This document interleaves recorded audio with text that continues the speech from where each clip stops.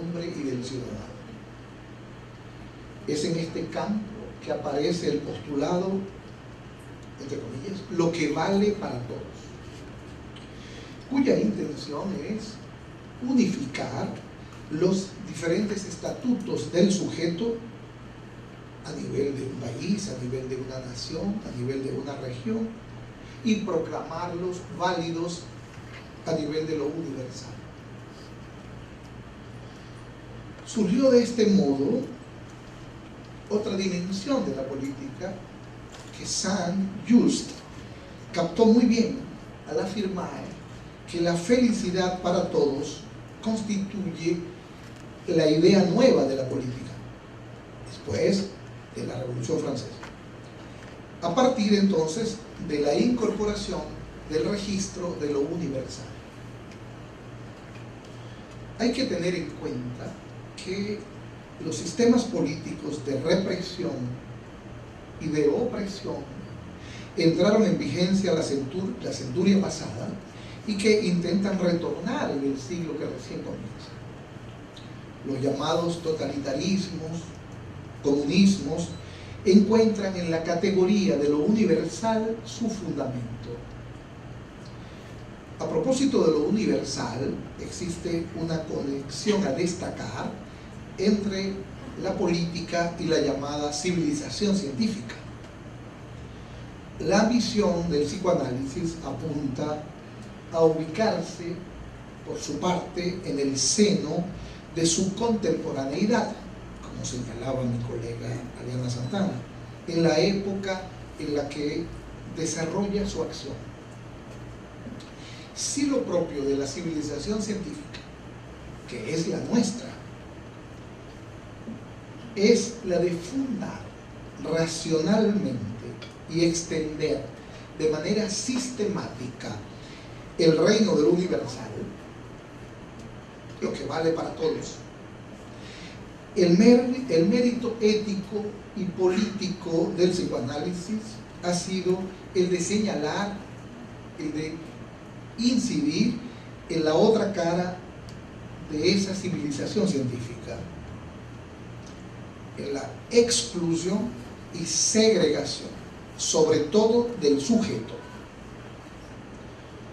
Hoy asistimos a un ascenso considerable de la segregación, de la exclusión, en una palabra, del racismo, tal como fue profetizado en su momento por Lacan en un texto llamado La Proposición, del 9 de octubre, cuando afirmaba lo siguiente: nuestro porvenir de mercados comunes será balanceado por la extensión cada vez más dura de los procesos de segregación.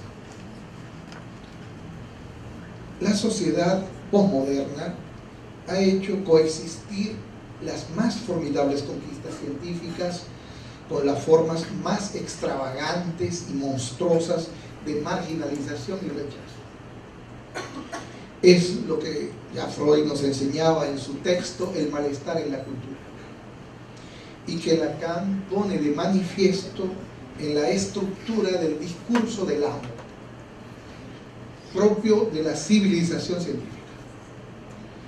Es necesario tener presente que el discurso de la ciencia no ha mostrado la eficiencia, por ejemplo, que han tenido los discursos de la tradición, basados en un saber sedimentado que en las sociedades anteriores a la científica posibilitaban enmarcar los modos particulares de goce.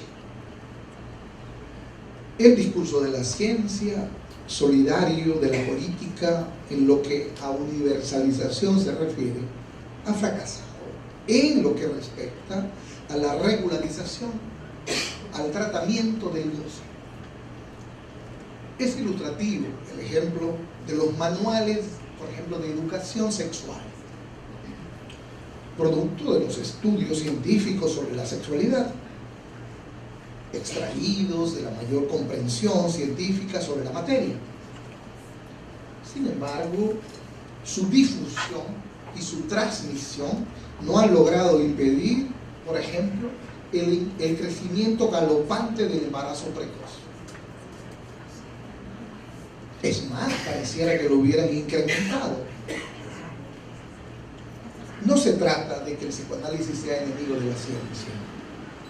Al contrario, el surgimiento del psicoanálisis solo fue posible gracias al discurso de la ciencia.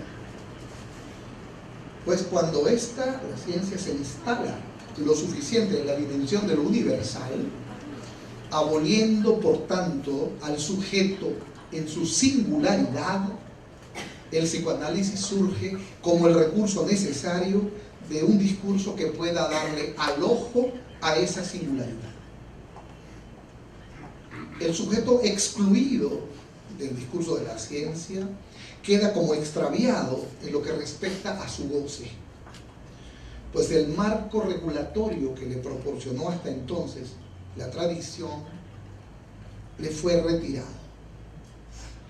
El discurso de la ciencia trae consigo como consecuencia la exclusión, la segregación, y pudiéramos ser más radical diciendo que hasta puede colaborar con la instalación del racismo. En el odio experimentado por el otro hay algo más que la agresividad. En el racismo lo que se odia en el otro es lo real del goce del otro. El racismo moderno, matriz de los fenómenos de violencia a los que asistimos cotidianamente en nuestro país, por ejemplo, está dado fundamentalmente por el odio a la manera particular como el otro goza, como el otro puede disfrutar de algo en particular, llámese zapatos, celulares, automóvil, dinero, pareja o inclusive la vida misma.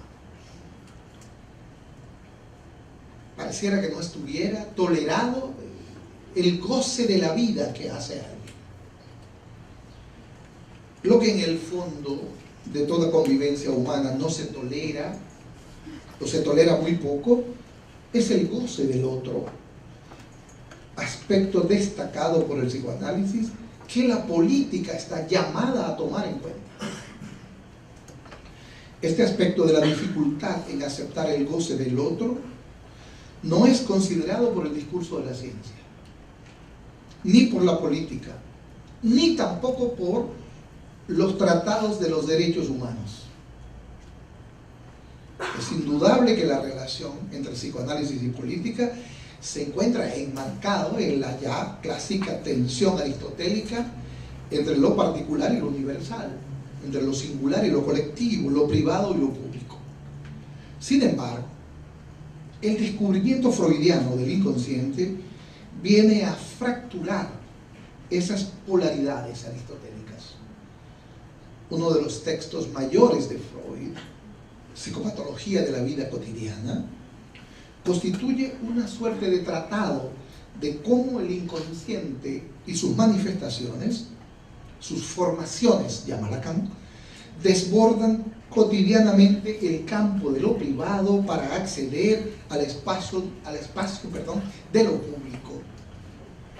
Sueños, lapsus, actos fallidos, olvidos, chistes, fantasías, manifestaciones todas de la actividad inconsciente están permanentemente a diversa escala incidiendo en el campo del que se ocupa la política. Sirva solo de ejemplo el caso del presidente de una asamblea nacional de un país que en el momento en que debía dar por abierta una sesión en la que se iban a debatir leyes importantes, tuvo el siguiente lapsus: se declara cerrada la sesión.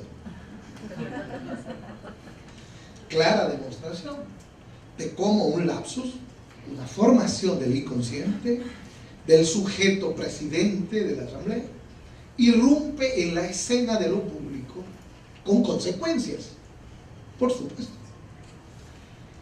La pregunta que se plantea el psicoanálisis en lo relativo a la política es cómo se logra pasar del análisis del sujeto individual, particular, al registro de lo colectivo.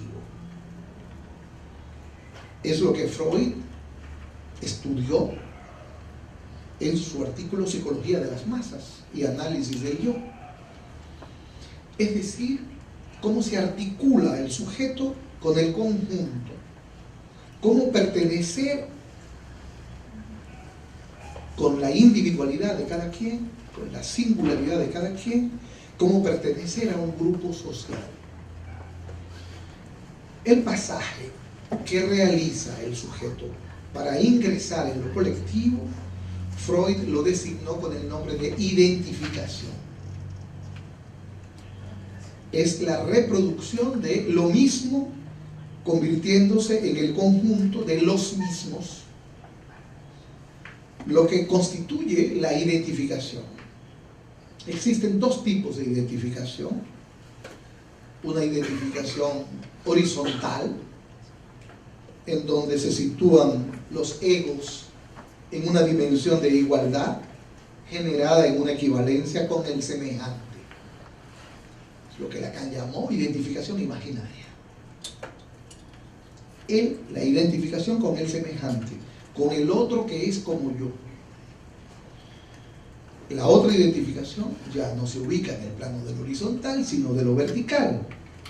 Es la que se hace con el líder al que se idealiza, al que el conjunto de egos que conforman un grupo, una masa, que quiere parecerse, que quiere ser como él, no como Ariel, sino como el líder de ese grupo o de esa masa.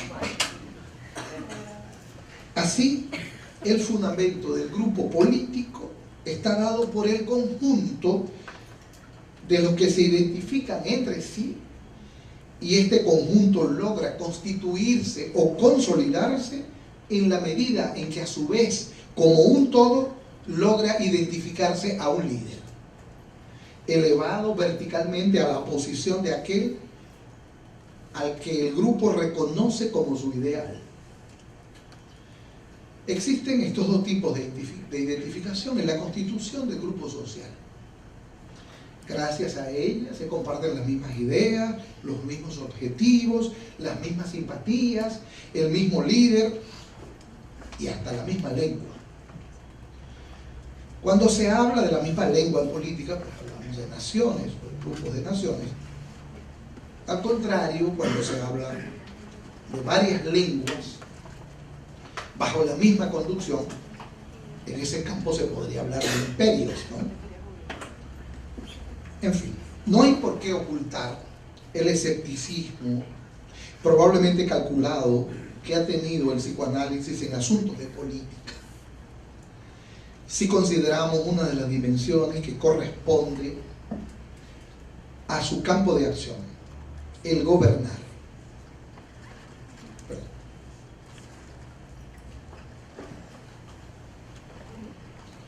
En uno de sus artículos, Freud se refiere a tres oficios imposibles: educar, gobernar, psicoanalizar. Desde esta perspectiva, el psicoanálisis y la política, entendida como ejercicio de gobierno, presentan un aspecto común: el de ser profesiones imposibles.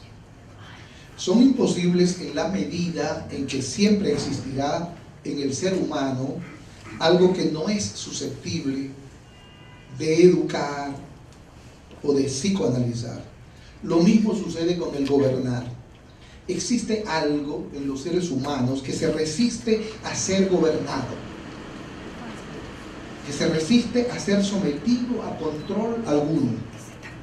Lo mismo sucede con la acción de psicoanalizar. Hay un imposible para cada sujeto y hay un imposible gobernar a cada masa social.